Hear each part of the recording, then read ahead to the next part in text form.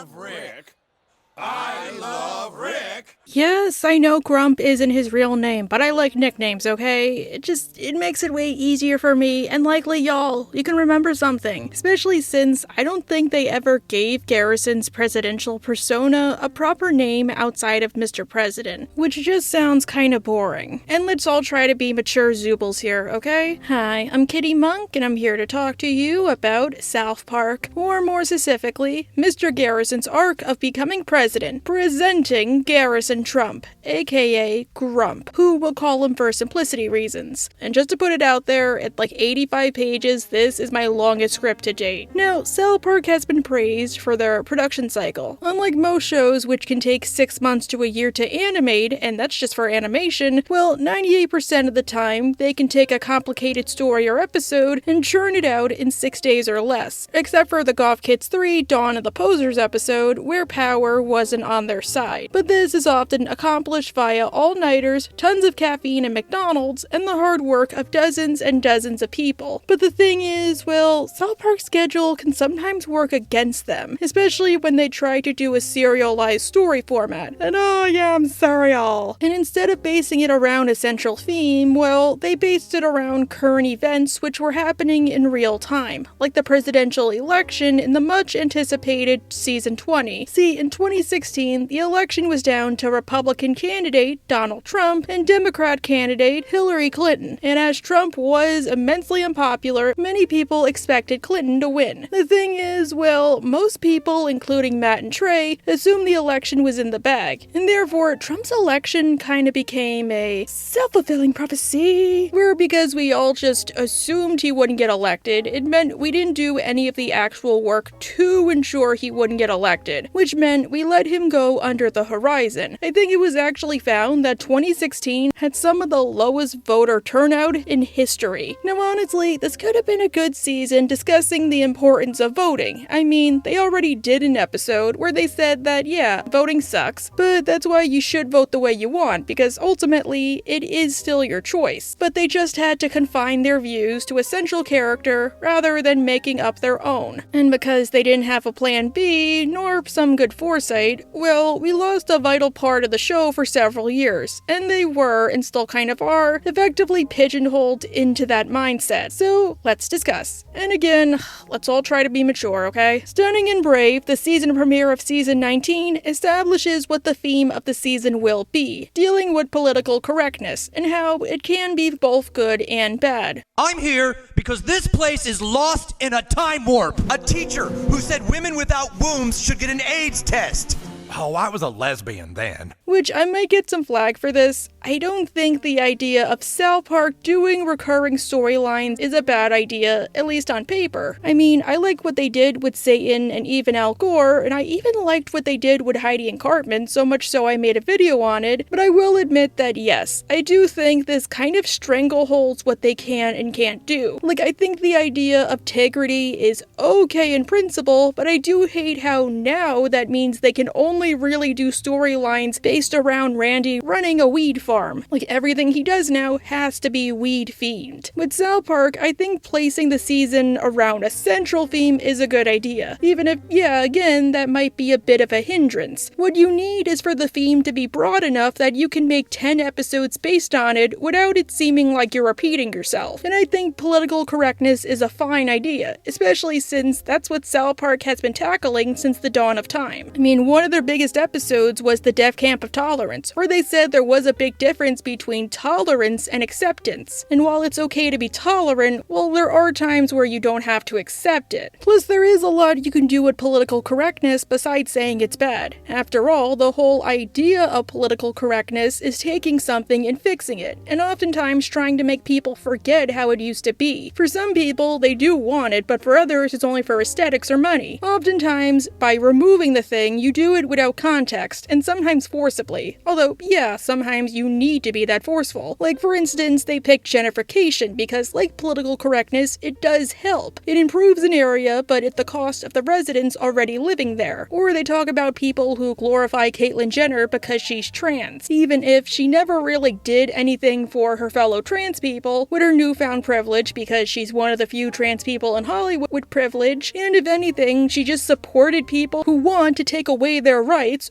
she doesn't have to worry about because she's privileged. And in universe, she runs over people like she's playing real-life GTA. You're getting a ride back all the way with your hero. How do you like that? Buckle up, buckaroo! Look, I'm sorry, guys. I do not think Caitlyn Jenner is a hero. This kind of transphobic and bigoted hate speech isn't gonna fly here, bro! And then it comes out of people's mouths! Oh, come on, I'm not Kyle. But with political correctness, it all concerns change. And with change, there obviously is going to be some pushback. And the biggest in South Park is Mr. Garrison, who quickly became their stand-in for Donald Trump. But not yet. Presenting Where My Country Gone, which is another episode focused on immigration, but from the perspective of the immigrants, rather than the native-born citizens like in Goobex. This time, Canadians are coming to South Park in droves, for reasons we'll get to later. But Garrison dislikes it, and he dislikes how the PC people are forcing their views on him. And they just keep coming. Anyone say anything negative about illegal immigrants? The correct term is undocumented immigrants. All right, bro? Speaking as somebody who does try to make this channel welcoming, I kinda get what Randy is doing. But since I also grew up around these types of people, I also get why Garrison keeps doing what he's doing by stubbornly resisting. To him, everything is changing, and it's unfamiliar, and he doesn't like it. Plus, I'm somebody who hates change, so yeah, I get it, he hates change. Just not like that. I wouldn't care if new people moved to my neighborhood. You know what I mean. But rather than explaining to him why it has to be this way, like that the Canadians have a right to live there too, or they're not pricing him out, or taking his job, or rather than just saying the Canadians are escaping poor conditions at home, or they gave up a lot to be here, or they're not infringing on him, well, everybody just calls him a bigot for putting up resistance. Which, yes, Garrison is a bigot. If you know anything about his character, he is a bigot. And hey, maybe even explaining it to him would not have helped. Of course, there's no guarantee Garrison would change otherwise, since unfortunately not every bigot does, nor will they make exceptions, but I think the townsfolk would have had better success if they tried explaining to him why it had to be this way, since empathy and research is one way you grow and change as a person and overcome your own biases. And I do appreciate how they started forming the groundwork for Grump here. As far as Garrison knows, things will never be the same, and it's scary, and there's so much new people out there that scare him. Alright, guy. Hey, buddy. Hey, buddy. Hey, what's going on, fam? Hey, buddy. Another moose head, eh? We should have put up a goddamn wall. And I appreciate this. Something I feel a lot of takes on Trump don't do is explain why somebody would be tempted to vote for him. They just strawman people who support him, since most of the people who write these episodes aren't Trump supporters. Or even if you do support him, you don't give any valid evidence on why I should support him versus the other guy, and just do the opposite. And trust me, I don't like the guy, I didn't vote for him, but you do have to remember people voted for him for a reason. Explore those reasons, make some kind of commentary. Why would they want a candidate that to everybody else is loud and obnoxious? Tell me why, that way there won't be another one like him. Or we can better look at the signs, that way we can prevent it next time. Just saying, I know Matt and Trey don't like Trump, but I appreciate they did try to show both sides. It's cool, Mr. Garrison deals with the Canadians in his classroom, and he hates all of the changes. As you've probably noticed, our government has decided to let anyone who wants to cross the border and screw up our country.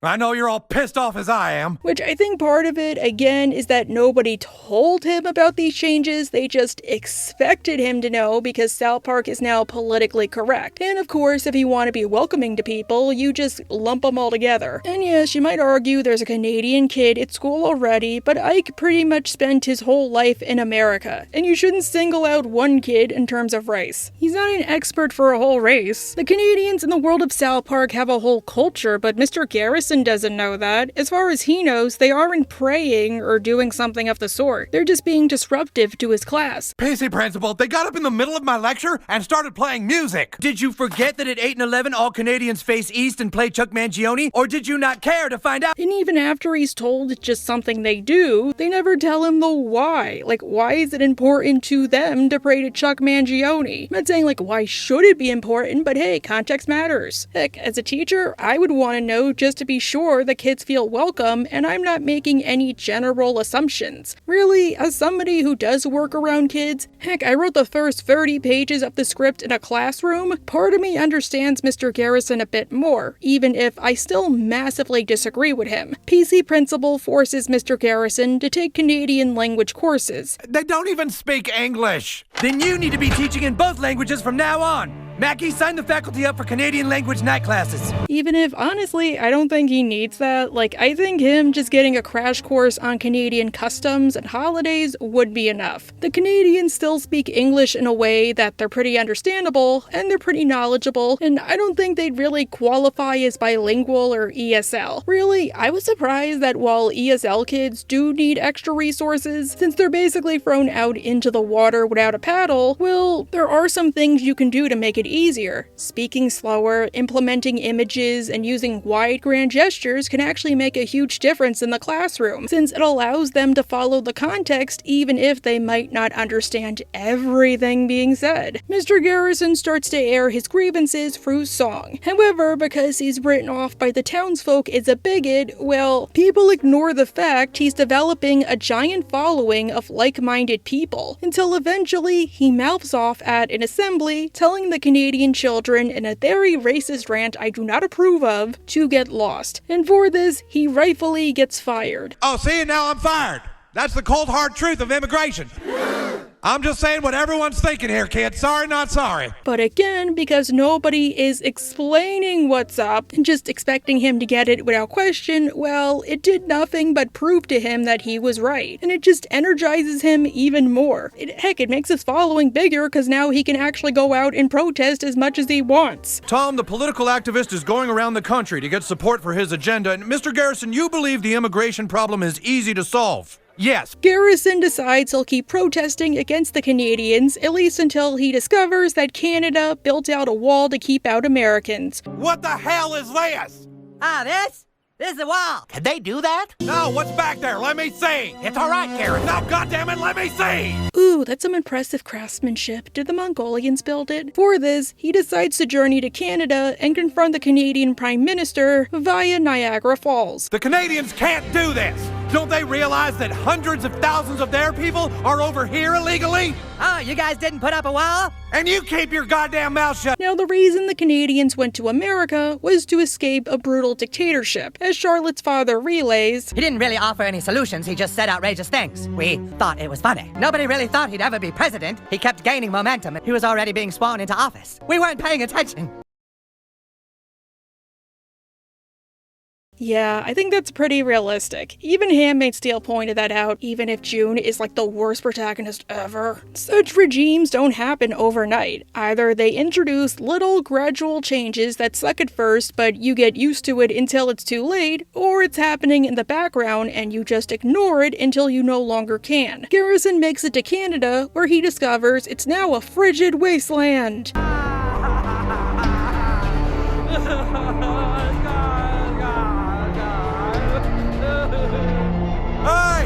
So basically, he went to Toronto during off-season, and he discovers the Canadian Prime Minister is the man he'll eventually become, but with a Pac-Man head. I came here to find out where my country gone. Where your country gone? Where my country gone? No, where my country gone. Nobody talks to me like that, buddy. Wow, he who fights monsters indeed. He was gonna kick the Richards out of their homes so he can make money. He's kinda used to becoming the thing he hates. And he does what he came here to do, destroy the Canadian Prime Minister so hard by doing the nasty that he dies. Oh my god, guy. And it strangely works. However, because Mr. Garrison was proven right in the end, even if he saw how Canada was under a tyrant, maybe he thinks he'll do better. He decides he'll run for president as Grump. Yay, gradual progression. I wasn't the one who brought the Canadians here. It was something just like this. We have to stop this kind of sensationalistic politics before the same thing happens to us.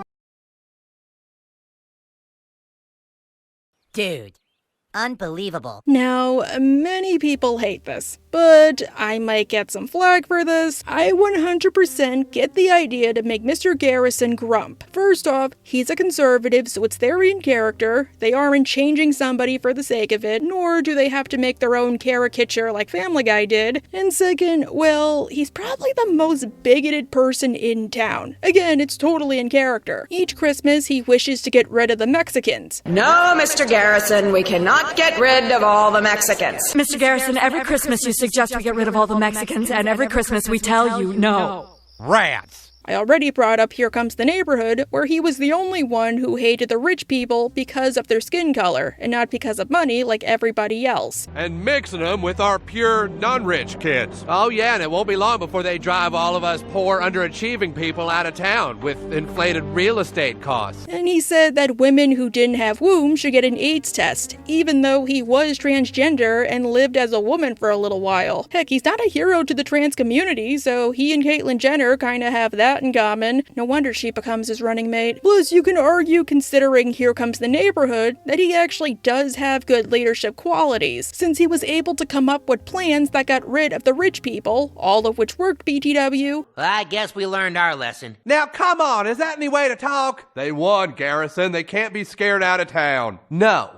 We just haven't scared them the right way. And he was able to mobilize the men of the town into putting their aggression to use to get rid of them. Not to mention, he was the only teacher capable of dealing with the class, as he used reverse psychology rather than empty threats to keep them in line. And he was able to impart this wisdom onto Diane. And I think we're forgetting D. Yikes, where as Janet Garrison, he mobilized a bunch of lesbians to save their bar by blocking the Persians from going in and redecorating. And then he blackmailed their leader into keeping it the way it was. Now come on, gals! I can't believe what I'm hearing! We can't just give up! Well, what are we supposed to do, Janet? We stand and fight. He was also the only one to know that if the Persians made it Club Persh, the club would suck, and not just because it would no longer be a gay bar. Heck, her plan of sending in fake Persians actually worked too, despite everybody saying it wouldn't, and she got the dirt she wanted. Janet, how is this gonna work? They don't look Persian. Sure they do. Persian. See?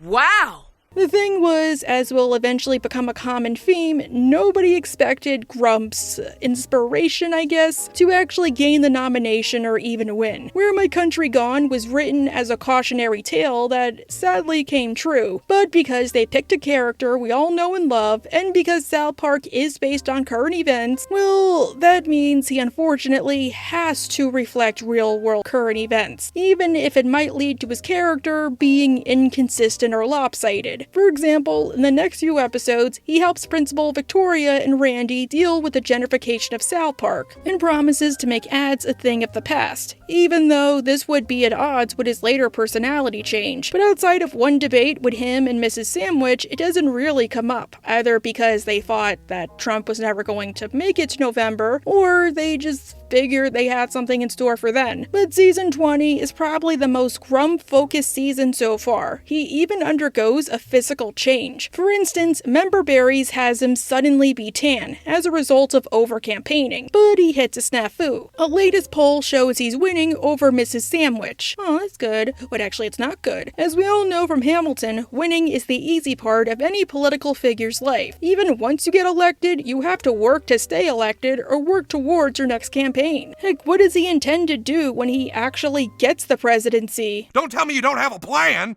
What plan? I thought you had a plan. I'm gonna be the president, and you're gonna be in charge of all foreign and domestic policies! I thought you were gonna do that part. Well, if I were president, I would ask to see the aliens and Jackie Kennedy's dress and those records they kept on that one dolphin, but that's just me. And to make matters worse, his rival is Mrs. Sandwich. Our campaign is holding strong. Mrs. Sandwich over here. Mrs. Sandwich. Yes, Arthur. Well, Mrs. Sandwich. I like how everybody calls her Mrs. Sandwich or just Sandwich, but after a certain point, they just call Grump by his real name. I don't know why. I guess it's to me how many people call female politicians by their first or full names, but male politicians, they're almost always on a last name basis. Even I found myself doing that. To make matters worse, the one plan he said he'd do, i.e. forcing himself on people to death, really makes him look foolish because how the hell do you achieve that without a ton of Gatorade? Well... Okay.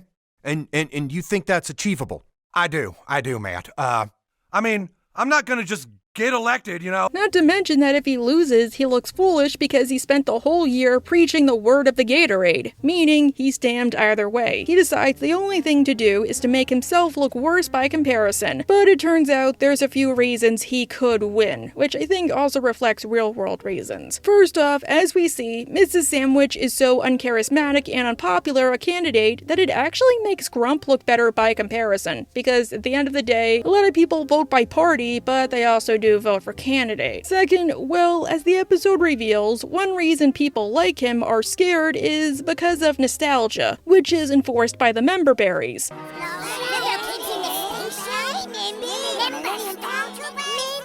Oh, they're adorable. Because while nostalgia can be good, as it makes you remember how you were as a child, well, those times weren't always better. In a way, I think with nostalgia, you only really remember what was great about it, and you ignore or lessen the bad parts. Or maybe you weren't old enough to understand the bad parts. For example, Randy was implicitly an 80s child, and he of course focuses on the cool stuff from his childhood like Star Wars. And remember Bionic Man? Oh, I remember. I loved Bionic Man. Until he realizes that the 80s were still a time full of racism, sexism, and homophobia. Yeah, I remember that. Wait. Remember feeling safe? Remember Reagan? Oh, I remember. Ooh, remember? Mr. Garrison, which I didn't realize until I wrote this script, is significantly older than most of the other adults. Even if the wiki claims he's 41, he's still treated like he's 50 or 60 or over that. Therefore, he likely grew up a bit more restricted, I guess you could say. Plus, he also grew up in Arkansas, which still today is quite conservative, whereas Colorado tends to be very purple. I'm sure that the place he grew up did not do him any favors. Now, in any other show, Mr. Garrison would just say or do something stupid and crazy to get out of being president. Unfortunately, that's why people voted for him, and in a touch of irony, even he said that was his whole platform. He was the guy who said what everybody else was afraid to. You're just gonna have to do something awful to throw the election. Every time I do something awful, people just get more stoked on me. Oof, this is why I will never run for political office. Well, that I probably can't afford it. Nobody should be looking up to me. I can't take care of myself. How the hell am I going to take care of an entire country? The Damned continues these attempts, and it's probably my favorite, if only because of the Hillary Clinton meme. Mrs. Sandwich aides tell her that regardless of what Grump says, she needs to respond with one simple phrase. My opponent is a liar, and he cannot be trusted. Unfortunately, she's too literal-minded, which is like, she actually could have won at this point. See, Grump actually goes on stage and decides enough is enough, and the only way to get people to vote for him is to be brutally honest and say he has virtually no political experience or expertise, therefore he would be terrible in office. Instead, they should vote for Mrs. Sandwich because if voting is about picking the lesser of two evils, well, at least you can argue she was a politician, so she knows how to play the game. She doesn't mean what she's saying. She just doesn't know how to take this because it's very weird and her advisors probably— My opponent is a liar and cannot be trusted. Dude, you could have won this so easily. Like, I'm sorry though, I love this moment. It's my absolute favorite of this whole season. Like, I'm sorry, it just circles around my head every so often. But come on, you do have experience. Like, weren't you Secretary of State and also a senator? My opponent is a liar and he cannot be trusted. I'm sorry, Mrs. Sandwich, but I have Google, and that's what Google is saying. Does that mean Google is a liar? My opponent is a liar and he cannot be trusted. That's fair. Unfortunately, it only gets worse from then on, since even with Mrs. Sandwich out of the picture, well, people just view him as honest. No. Why are you clapping? I am not a good person, period. Finally, someone who doesn't talk like a politician.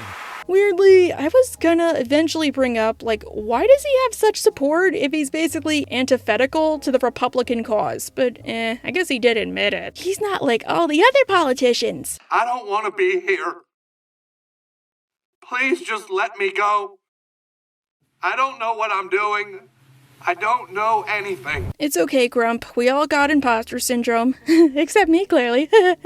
So he changes his approach and tries to use the swing states to his advantage. See, in America, we vote via a system called the Electoral College. Why is Ohio so powerful? And while some states solidly lean one party or the other, well, others are what you'd call swing states, where because the population is so neck and neck, their votes actually matter. I mean, obviously, you should still vote no matter what, since even if you live in a red state and you're liberal, or vice versa, well, there's local elections, state elections, school board elections. It's not just presidential elections. But with presidential elections, a lot of candidates tend to cater to those states, since that often is how you win those elections. Didn't you watch the episode Trapper Keeper? So Garrison decides the best way to lose is to offend women in the swing states, since being racist and homophobic, that's all well and good. But if you attack women, your political career is over with. People forget that we can vote too. I mean, it's not 1919 anymore. We have the right. And I kind of like how when he goes on stage in order to publicly embarrass himself, his method is to treat it like a Ricky Gervais comedy set. Like complete with a cigarette and everything. It steadies the nerves. I mean, I don't smoke, but I guess he does. It works, and he starts to lose supporters. I'm sorry, did I offend you? Cool, just wanted to see where your line was. Oh, geez, you were so on board. I can't believe I let that little offensive mark slip. Poor girls. Did you get your feelings hurt? Oh, how dare you! We women can be racist in spite of what you men say. That was a joke. Yeah, I think they got that, Kitty. Unfortunately, his former supporters know where he lives. Well, where he works, not where he lives, thankfully. So he now has to deal with them and with his upset advisors. We are way down in the polls. I don't know how we recover from this. Oh, really? Geez, that's too bad. A lot of us have staked our lives on backing you. Wait. What is that one guy doing there? Isn't he supposed to be on a beach somewhere? Actually, that's another thing. I do wish they had the other Republican candidates, or they did try to make fun of them. Because if you recall, there were 3 other rivals in the Conservative Party: Ted Cruz, Marco Rubio, and John Kasich. Imagine if Grump tried to get them to be president instead, but the party hates them so much that they keep rallying around him. Or they think he's a visionary too. Grump decides to say screw it and just returns to school, where he actually teaches a decent lesson. I'm kind of impressed. And there are several types of them. Mr. Garrison. What are some examples of adjectives you can give me for this sentence? Anybody? You sold people a line, Mr. Garrison, and you have to make good on it. The yellow ball, that's a good one. Thankfully, he runs into Randy, who tells him why people are so adamant about him being president. They want to go back to a simpler time, a Krabby Patty time, even if that means a time where people who weren't them were persecuted. I mean, who cares? It wasn't them. But that's just how they grew up, and it feels safer. We're going backward. When the world is changing so fast, it makes us yearn for the old ways, when life seemed simpler. It's also why the Star Wars sequel movies sucked, and I hate to tell you, Randy, it only got worse, because much like your show, they made things up as they went along. Really, it should have been Finn and Rey, not Kylo Ren and Rey. Kylo should have fully succumbed to the dark side. And the member berries, they're a main cause, since they cause people to remember the past, but only the good parts. With 2 weeks left to go, he and Randy try to discover a way to destroy the member berries. But much like the nostalgia they represent, they're indestructible. Remember Bespin? Remember Reg? I loved Reg, remember? There has to be something. So Randy says the only thing Grump can do is give a speech about how they must vote for their lives. And he makes a good point. You're going to have to talk to them. No, I am done giving political speeches. For the first time ever, you're going to have to speak from the heart and not make it about you. Actually, that's kind of true. I mean, we see how big his following got and how easy it is to have your political beliefs change. Good on you, Randy. But Garrison goes on and pleads with America not to vote for him. And then I turned that anger into pushing buttons by being more and more outrageous. Slowly, people started paying attention to me, and I guess it made me feel powerful. Unfortunately, the remaining member berries that Randy captured have escaped, and they slip into Caitlyn Jenner's drink. And yep, if you go by the real world, Grump got elected. Now, again, when the crew wrote this storyline, they wrote it under the assumption that real-life Grump would lose, if only because they went by the polls, and all the polls said that he would lose. And because it seemed to be so certain by everybody, well, they didn't really have a backup plan in mind for if he were to win. Apparently, they were originally going to just have Mr. Garrison return to school and quickly fix all of the problems that had been building throughout the season, especially the gender war War, which was brewing and had to be pushed to the back burner. Oh, I was waiting for that one. I love Tinder topics. In fact, the episode that was meant to air after Fort Collins was The Very First Gentleman, which would have focused on Bill Clinton in his role as, you guessed it, first gentleman. Since if a woman becomes president, her husband wouldn't be the first lady, he would be the first gentleman. Hi, kids. I'm Bill Clinton, and I was almost the first gentleman in America. Thank you. I've always wanted to see the episode or a version of it, especially since we got a sneak peek where PC Principal thanks the kids for doing the right thing, even if they were too young to vote, before introducing Bill Clinton. But because South Park is made so quickly, and because the episodes aren't completed till hours before they air, I guess we'll never actually see it, but I would like to see a script or an animatic. My best guess is they were gonna do what Family Guy did, where they make fun of the fact that Bill Clinton is now the first gentleman because his wife won, when he has so many scandals and debauched behavior that he'd probably be the last person you would want to call a gentleman. I'm gonna ask all you boys to agree to join Bill Clinton's Gentlemen's Club. But Trump won, and of course the episode got retooled into OGs. We're sure this is for real, right? What have you done?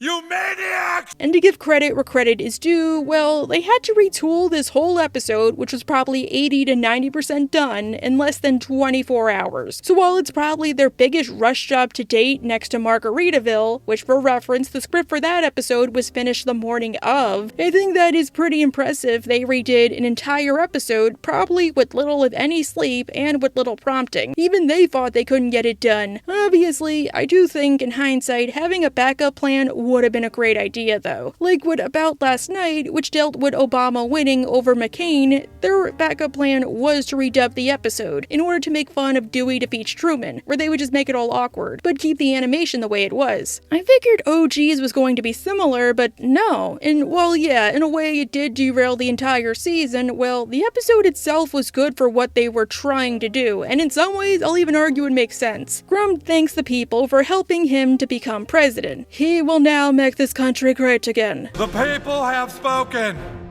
Just as J.J. Abrams did with Star Wars. This isn't how it was supposed to happen. But will he make the Star Wars franchise great again? I mean, I'm not a big fan of the movies, aka the sequel movies, but I did like Rise of the Resistance when I went to Hollywood Studios, even if Galaxy's Edge felt like a glorified gift shop. But the residents of South Park react negatively, like literally all of them. That's actually pretty impressive. I figured at least Jimbo and Ned would have been on his side. But then again, they were also against the KKK. I think they have limits. I just feel so disconnected from the world, you know? I really thought this was going to be the moment that proved girls could do anything, like you always say. Oh, come on, Heidi. We learned that women can be anything, except for president. That line might not be true any longer. And besides, we learned that women can be vice president, but it depends on when this video comes out.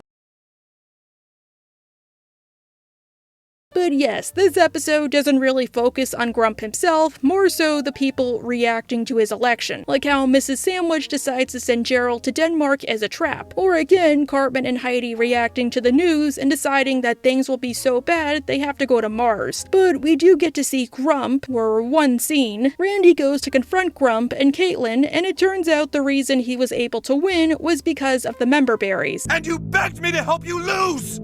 I changed my mind. The new Star Wars was actually really good.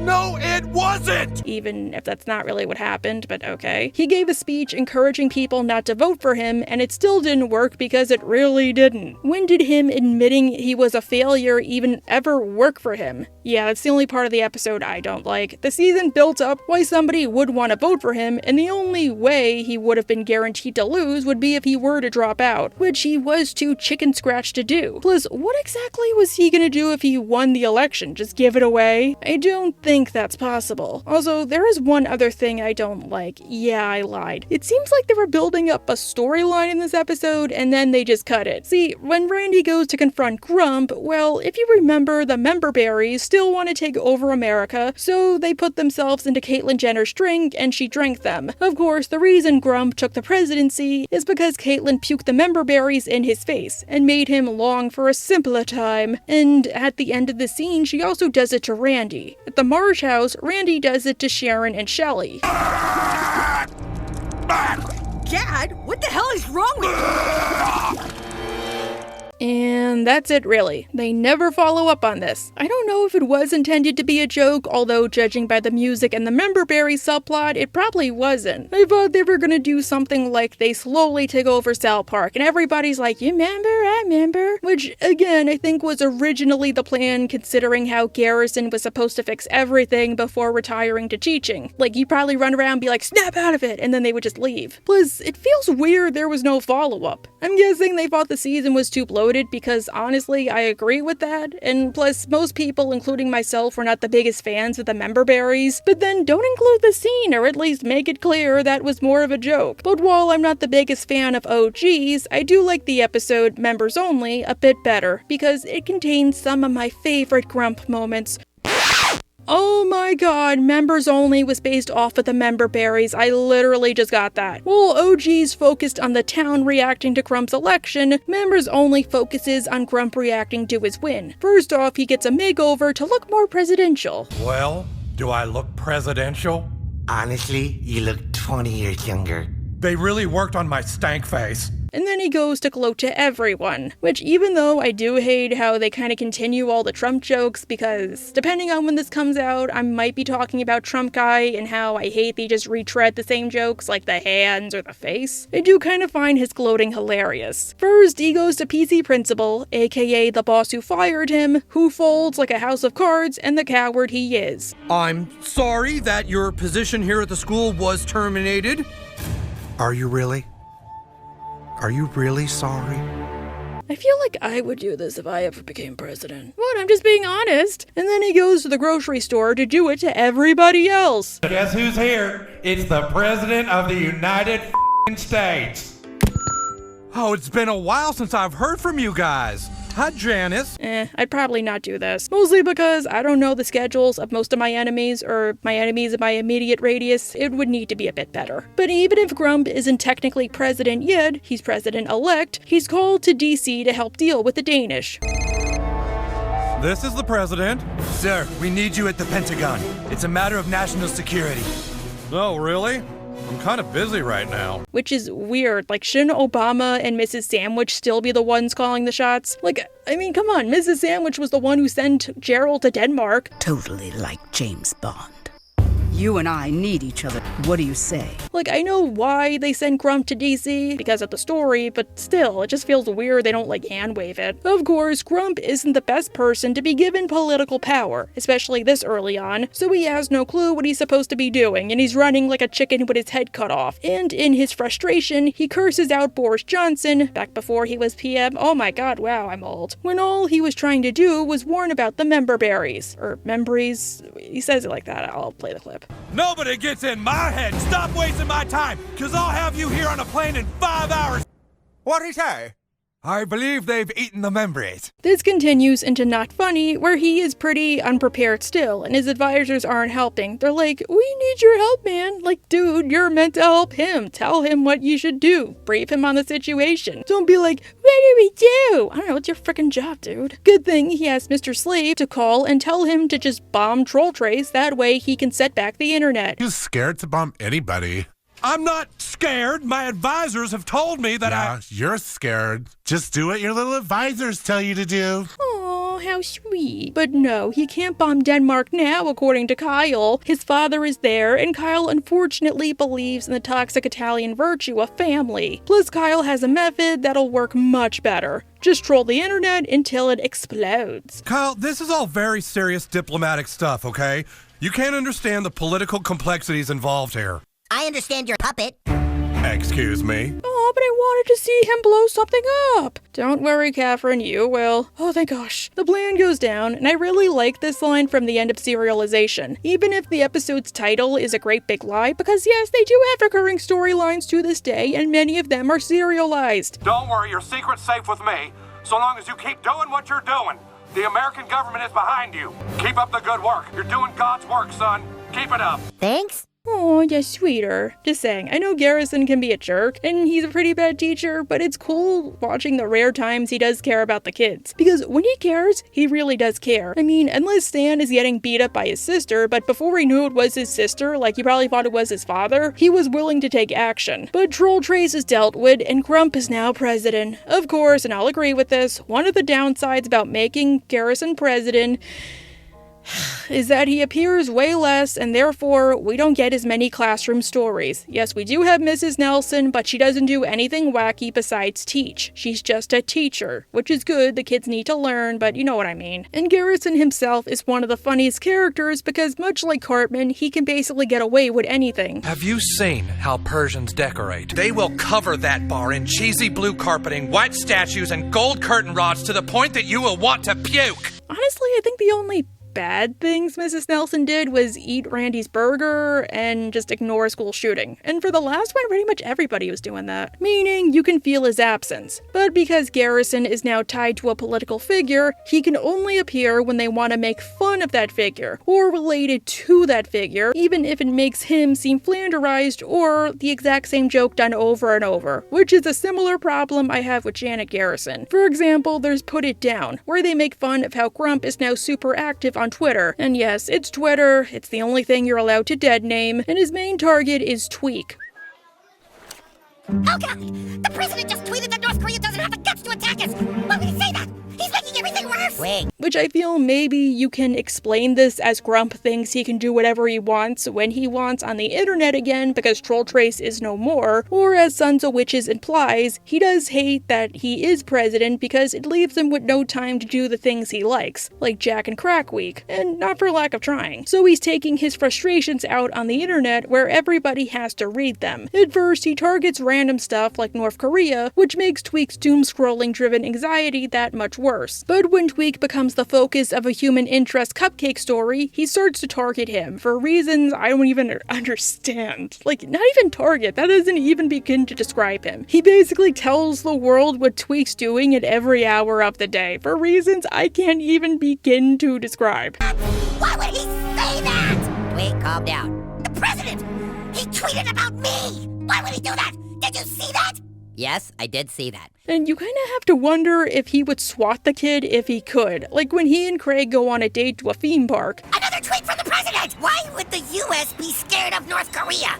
Tweak is so not scared he's at an amusement park in Denver right now. Jesus Christ! Like, I don't know if he's joking or if he's being dead serious. Like, dude, you can't do that. In the end, Twig is able to overcome his anxiety by finding people who he knows will listen to him, rather than just dismissing him, and put his feelings into a song titled Put It Down. And fun fact, this episode actually got nominated for an Emmy. That's fun. Granted, the only quote-unquote good thing that Grump did as president that's actually portrayed as good is in Sons of Witches, where, like I said above, yes, Grump used to participate with the South Park dads and Jack and Crack Week, which sounds cool they included him since he's not a dad, but he is able to use his presidential powers to defeat Chip Duncan, who became a witch and started kidnapping kids by launching a presidential laser at him. Chip, what the f*** are you doing? Oh, hey, man! You're ruining the party for everyone, Chip. I'm here to take you out. You'll never stop me! Good for him. But in doubling down, we see just how bad he is at being president, and how much he doesn't want to admit to it. His advisors all hate him and his terrible decisions, especially as the anniversary of his election is coming up. How are we supposed to put a positive spin on it? It's getting pretty hard to keep defending you. Maybe it's time we put our foot down. Oh. Which in some ways I understand. Garrison is the type of person who can be a good leader when he wants to be, but he's also a super vulgar person, which can easily alienate a lot of people. Yes, he has leadership abilities, but you can argue he's only really used to leadership on a much smaller scale, and he isn't the type of person to admit when he's drowning or in trouble, which makes matters worse. On the bright side, it makes him the perfect candidate for this episode's title. Well, him and Heidi. Kyle, it's none of our business. You're wrong. In a way, I think we're all going out with Cartman right now. Now, one question I have is, where the heck is Caitlyn Jenner? Like, I get it, the joke probably wore thin for the crew, and she wasn't really in the news by this point, but since she's a stand-in for Mike Pence, who was vice president at the time, I'm surprised they didn't make a joke, like Grump was too crazy even for her, so she went back to Kris Jenner, or that Grump lost his grip on reality so much so that he got rid of her. It too, Grump Tay. I've heard some people say her absence was supposed to make fun of how a lot of the candidate members in real life constantly quit or got fired, but I just think the honest answer is the crew forgot to include her. Which does suck, but hey. But the power of president and member berries. Me too. I'm in You guys be quiet. Not them, is going to his head, and his advisors don't like it, nor do they like constantly walking into doorknobs. They don't get to see all his good qualities.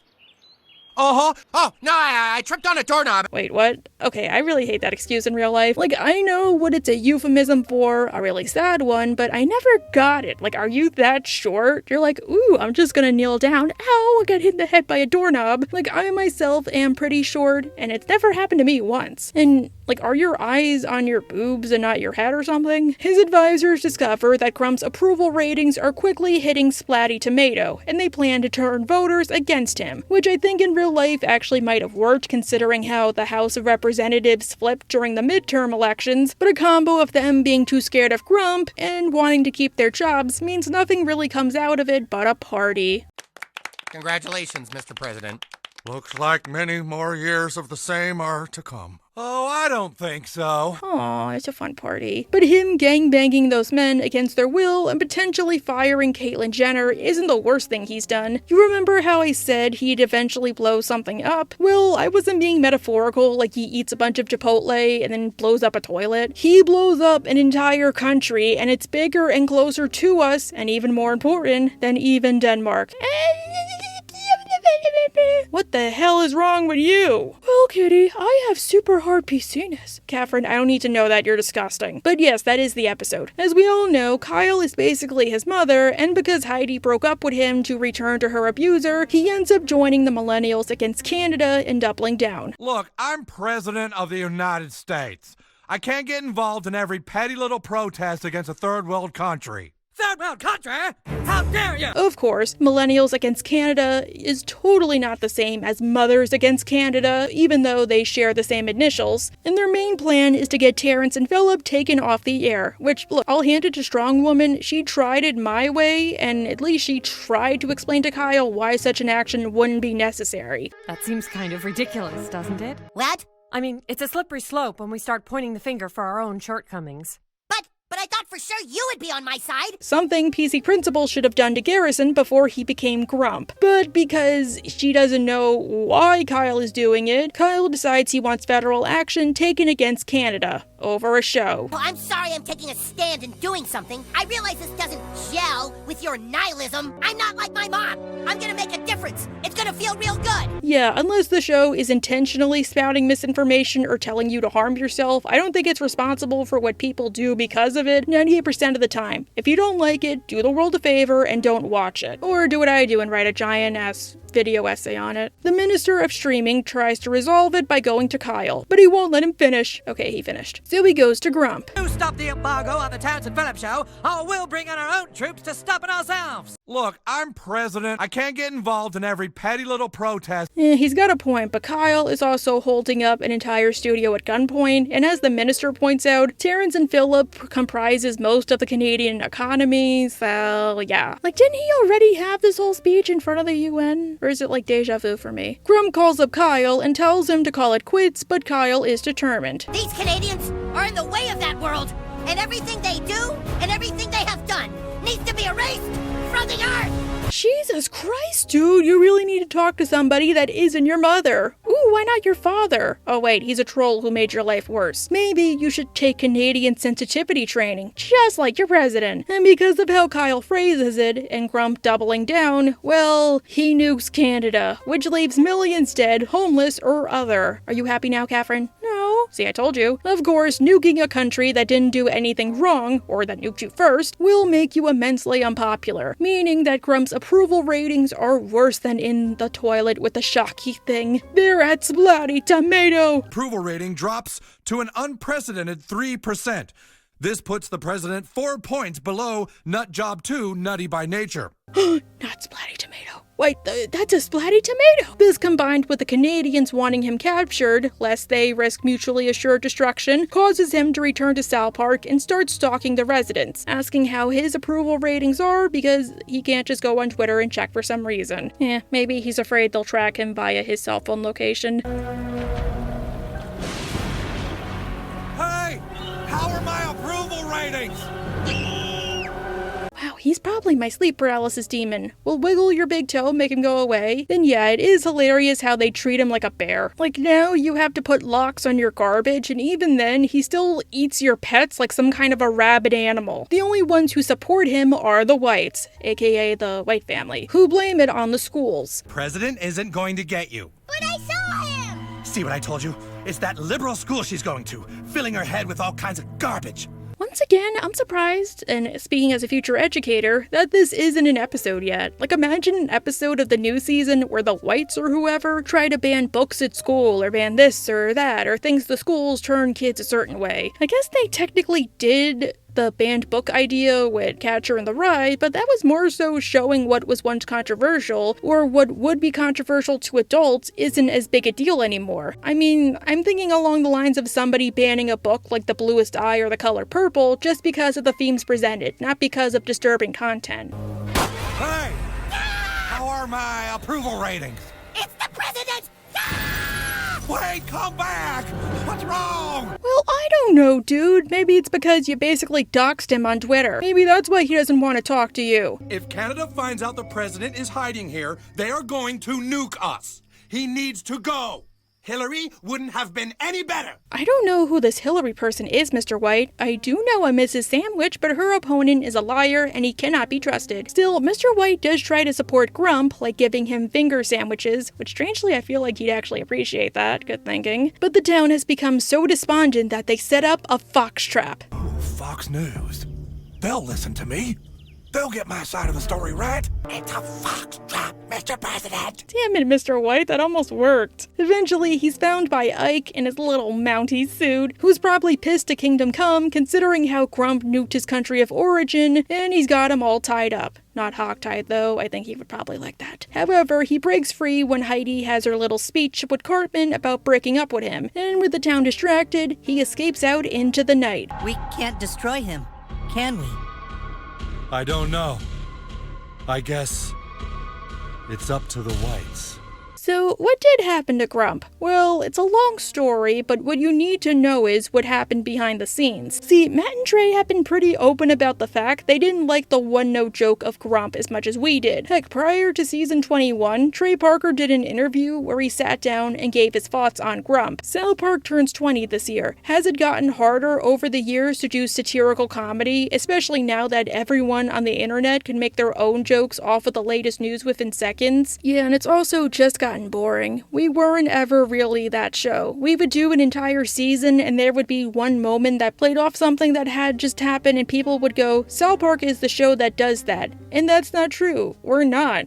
We did start to become that, though, especially the last season. We fell into the same trap that SNL fell into, where it was like, dude, we're just becoming CNN now. We're becoming, tune in to see what we're going to say about Trump. Matt and I hated it, but we got stuck in it somehow. This season, I want to go back to Cartman dressing up like a robot and screwing with Butters, because to me, that's the bread and butter of South Park. Kids being kids and being ridiculous and outrageous, but not, did you see what Trump did last night? Because I don't give a f anymore. Do you think Trump is funny? He's not intentionally funny, but he is intentionally using comedic art to propel himself. The things that we do, being outrageous and taking things to the extreme to get a reaction out of people, he's using those tools. At his rally, he gets people laughing and whooping. I don't think he's good at it, but it obviously sells. It made him president. The thing was, well, season 21, which featured the era of Grump going splatty tomato, that aired in 2017, like months after this interview. My best guess is they felt like they had to, or maybe it was too good to pass up. At first, they did keep their promise. I mean, while he was the catalyst for Put It Down, he wasn't the focus. It was on the effects doom scrolling can have on your anxiety, and you can argue the same about Splatty Tomato. It was the townsfolk coping with him coming back. For reasons I don't understand. Like, they know you're from South Park, dude. That's the first place you're gonna look. And also, you can argue, doubling down, the episode was more so about Heidi than him. But season 22, they kept to this promise. The only time Grump appeared was in Bike Parade, in handcuffs. The implication being they captured him and sorted the whole Canadian thing out in the background. Of course, I get why there, but season 23, yeah, they lied to us big time. Randy's many offenses as the head of Tegrity Farms began to pile up on him, and he's arrested for bombing the Tweak family backyard. Wow, can this poor kid catch a break? He needs to lawyer up. Randy needs to lawyer up, and so he calls Grump. Dang, he's like the godfather. Grump tells Randy that it's his own fault because he didn't think to go on the offensive to avoid admitting to his mistakes. Go on the attack and swap the accusations to make yourself the victim? Deny what? Oh, jeez. Darvo, Randy. Deny, attack, reverse victim, and offender. Fun fact, Darvo is a real thing, and this is how I learned about it. Sucks how many people I know do this. And weirdly, this is one of the few times he's nice to Randy as Grump, as he gives him his own personal lawyer, Rudy Giuliani, likely free of charge. Which is weird, but okay. Yes, the episode isn't about him, but the effects of him. Especially since Randy does want to admit to what he's done, but Rudy Giuliani uses the power of pot to keep him in line. Eventually, he does reappear one final time, as Grump, not Garrison, in the specials. In 2020, something happened that caused me to do online college and create my own YouTube channel. Just something. See, this something got started when Randy did nasty things to a pangolin and a bat, and then went home and coughed all over everything. The kids want to go back to school, but because the teachers don't think they're safe enough, their new instructors are the police, who are now out of work. But because the cops used lethal force, the kids are forced to stay at school for 2 weeks, lest they get their family sick. Obviously, the kids hate it, so they try to call up Grump for aid, like they always do. Oh my god, again, he's like Vito Corleone. And for once, he actually doesn't help them. Even, like, they don't think to try reverse psychology or anything. One, he's busy deciding not to do anything to help the current situation at hand, and two, well, he actually does like what's happening. It's affecting minorities at a disproportionate rate. Yeah, that's right. Okay, it's affecting minorities at a disproportionate rate. So in a way, he can fulfill one of his campaign promises. All I have to do now is sort of guide the avalanche in the right direction, and I'm fulfilling my promises. You're just going to sit there and not do anything. I am going to actively not do anything. Even if I feel like you can argue he'd still technically do it if he let the kids go home. I mean, as far as he knows, they've been exposed, so you can just send them out into the world and hope they cough on somebody. But no, you gotta be a jerk about it, don't you? But that's not all, it gets worse. Near the end of the special, the kids discover the pangolin that caused everything, and they find out that they can use it to reverse engineer a vaccine. I mean, even Cartman was able to compromise his morals by giving it to the scientists, because while he liked being trapped in the house, well, he discovered his friend was teetering on the verge of a breakdown.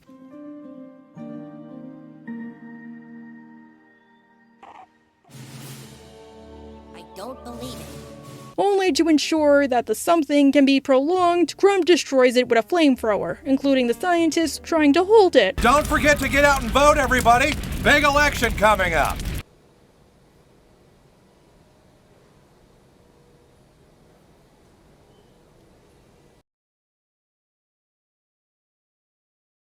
Plus, if you do it, you'll stop getting the spam robocalls and text messages like, guys, I was already gonna vote for you. Why do you keep telling me, like, oh, you have to do it? But as you might remember, 2020 ended with a new president getting elected who wasn't Grump, and that meant he had to vacate the White House and return to South Park. Yay! Strangely, he didn't go kicking and screaming, which really surprises me. And they didn't make fun of those other things either. I'm back!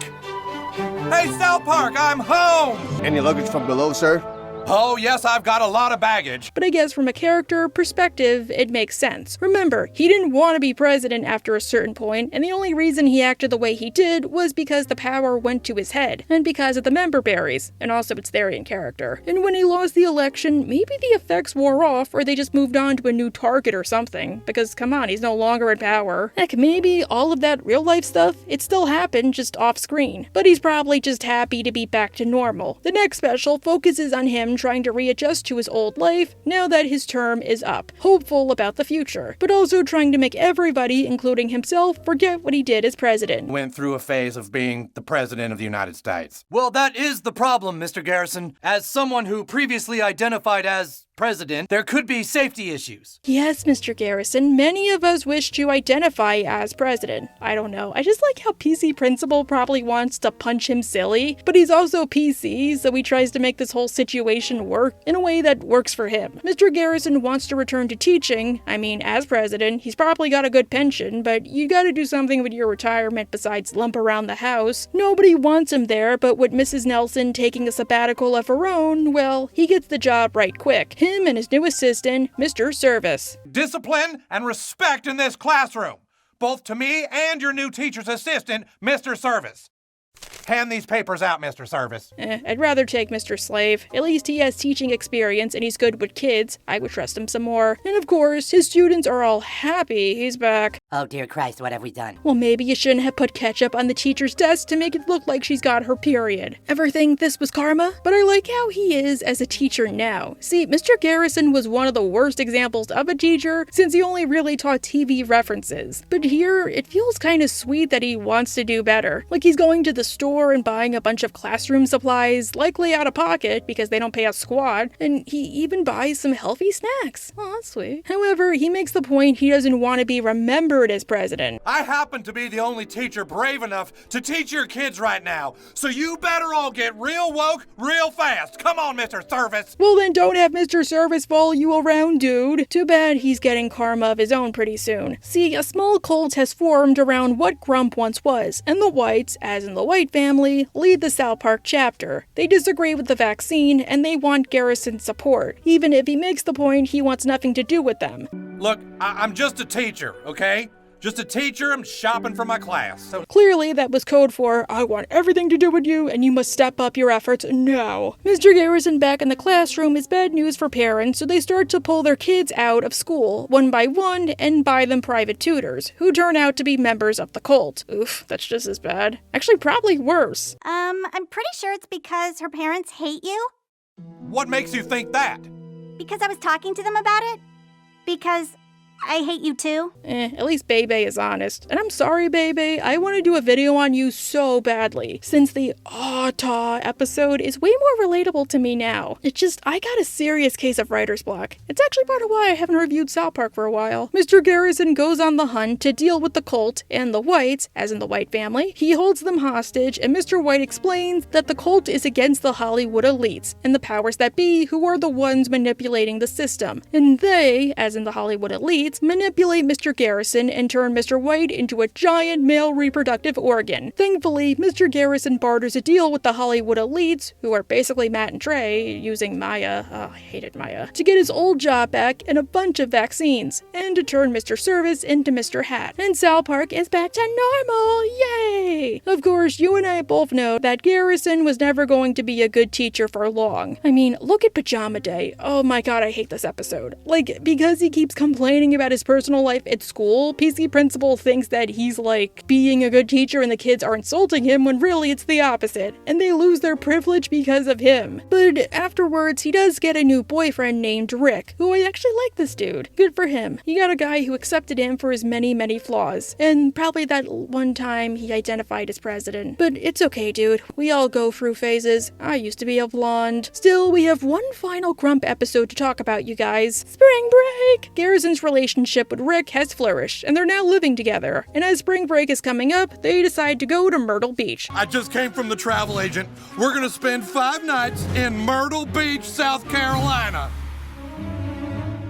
Oh. God, I hate that place. As a kid, I spent most of my summers there. You can only go to Alligator Alley and Barefoot Landing so many times before you start to think, oh my god. But I will say, I like watching this episode because of the nostalgia. Not the member-berry nostalgia, but hey, I like how they did Broadway at the beach. Like, it's so accurate, I kind of wonder if it was one of those episodes where Matt and Trey did it in real life and then turned it into art. Rick is excited to go, but he has a little apprehension. Yeah, but isn't Myrtle Beach where those places are? I don't want to go into one of those places. I don't think they even exist anymore. He means president stuff if he couldn't get it. Plus, South Carolina is still quite conservative, so maybe as a gay man, he's afraid of being down south. But when they get there, they seem to be having a good time. Can't wait to try some southern food. You hungry? Yeah, sure, I could eat. A lot of things are different here in the South.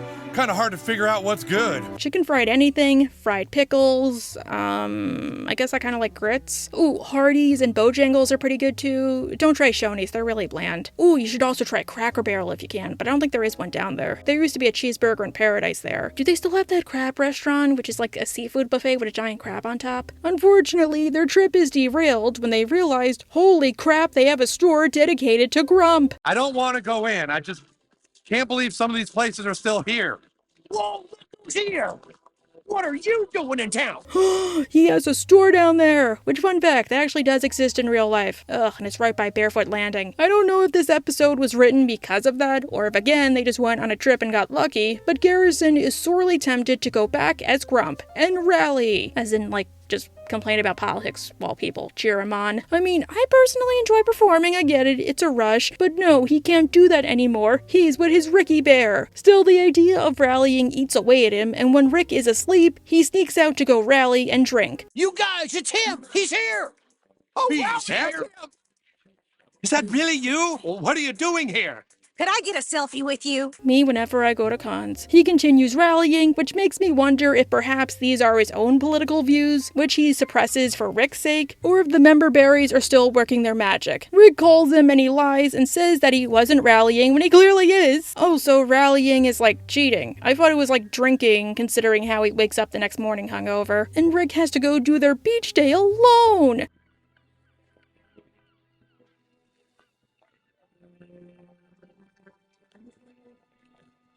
Question, how do people just sit on a beach by themselves for hours without moving and just looking at the ocean? You can't leave me alone with my own thoughts for more than 10 minutes, I'll go crazy. The rallying gets worse as he turns their hotel into a giant party where he's the guest of honor. Oh. Hey everybody, this is Rick. I like how the crowd is just cool with him dating another man, although I wonder if they're even aware Rick is his boyfriend, considering how he never says, like, oh, Rick's my boyfriend. He's just like, oh, hey guys, this is Rick. Or am I looking too deeply into this sort of thing? You really think those people care about you, Herb? They don't. They just want to do that. It's true. Even if he has an entire store in his honor, Rick, maybe you don't understand because you aren't famous, but when you get big, you find that most people either want something from you or your success threatens them so they become jealous of you with very little in between. But anyway, the next morning, Garrison is at lunch with Rick and he's hungover to the max. And I don't think I said it, I like how Rick calls him Herb. It's super sweet, like even I forget at times that Mr. Garrison's real name is Herbert. Herb is a nice nickname. He goes to the bathroom, but he finds a way to rally even there. Rick! You. Well, to hell with you! Nobody controls me! Aw, they broke up. Ah, who cares? He's back to being Grump. This video's relevant again.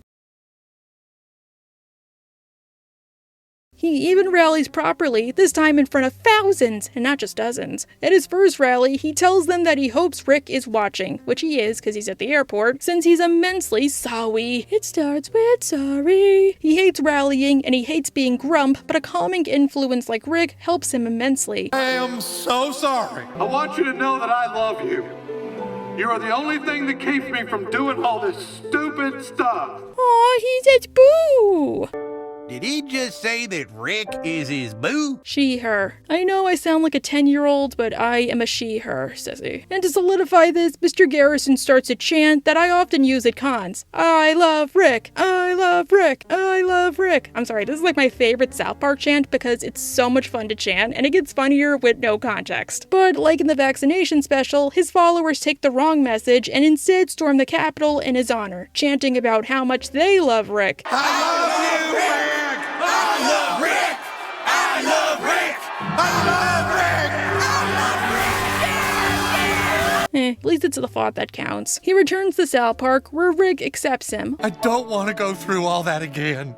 I just want to stay in South Park with you. Aww, but what if stuff happens in real life? Well, I guess we'll just have to see what happens. Oh, okay then. Now we need to get something across. Why did I make this video? Well, part of it was because I've wanted to make a Grump video for months now, but I figured November was the right time. And also, some news broke, which I've wanted to make a video on for a while, but I was at ColossalCon that weekend and I just got drunk the whole time. Besides the reasons I listed, one reason I don't really make as much South Park content anymore, even if I do still like South Park and I have some ideas, is because the views for it have declined significantly, as the show hasn't really aired anything new this year. But the obesity special, well, I think that's part of it, and that also means I can't talk about it in that regard, because there really isn't anything I can say that I haven't already said. My primary focus on this channel is characters, hence why when I review episodes on their own, I try to tie it back to one central character. Like how I really wanted to talk about Closure because I have some feeling on that episode, but instead of just saying the episode was gross, I related it to Klaus and Roger and whether or not it made sense for them to be together. Maybe, for instance, with the obesity special, I could talk about and how he can be a good plus-size character, since episodes like that and Fat Camp do touch on him in weight loss, and how I ultimately like Cartman in spite of him being an evil person who happens to be plus-size. But that's about it, really. However, in September, Matt and Trey sat down for an interview with Vanity Fair, where they said that South Park wasn't returning until 2025, for reasons like them filming a documentary on purchasing Casa Bonita, the lawsuit between HBO Max and Paramount Plus over the specials, and most importantly, the presidential election. The article reads, "The pair tell Vanity Fair that they're about done with satirizing the Republican candidate. We tried to do South Park through 4 or 5 presidential elections, and it is such a hard thing to do. It's such a mind scramble, and it seems like it takes outsized importance," Stone says. Obviously, it's important, but it kind of takes over everything, and we just have less fun, Parker adds. I don't know what more we could possibly say about Trump. The creators, also known for their Tony Award-winning musical, The Book of Mormon, reveal in our interview that South Park will not return until 2025, bypassing the November election. Part of this has to do with waiting for Paramount to figure out their, Parker says, but skipping Trump, honestly, that's on purpose, Stone tells me, meaning that when South Park returns, they won't be covering Grump, if at all, meaning this could very well be the end of Grump, and I was a little disappointed when I found out. However, with some time passing, yes, I do understand it. What else could they really say at this point that hasn't already been said? I mean, one reason I hate when shows talk about presidents is, by the time the president gets elected, pretty much every joke you can make about them is done, and most political episodes about them only make fun of those stereotypes. Maybe they can do an episode on his trials, maybe, but they're still in various stages and some aren't even scheduled yet, so what would the point even be? But I hate to say this,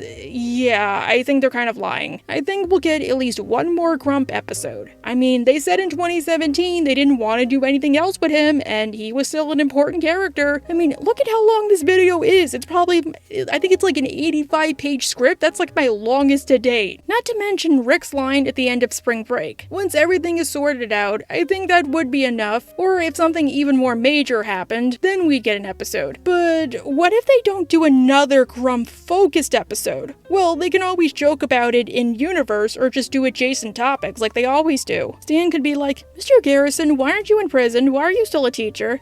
Stanley, the Supreme Court told me I had immunity. Or maybe they could talk about the overturning of Supreme Court cases, since that became a big thing. I'm really surprised they didn't touch on Dobbs v. Jackson Women's Health. Like, perhaps Cartman could alter America to his liking because he goes before the Supreme Court and just rants to one side of the party. And they could all get angry at Garrison and he could be like, I did it when I was president, that doesn't count. Or heck, Project 2025. Maybe Garrison knows about it and tries to stop it like he did with Mr. White. Maybe he legitimately has no clue, or he doesn't because he was drunk when he started planning it or something. But I guess, yeah, Ricky Bear has a point. Let's just wait and see. Anyhow, bye!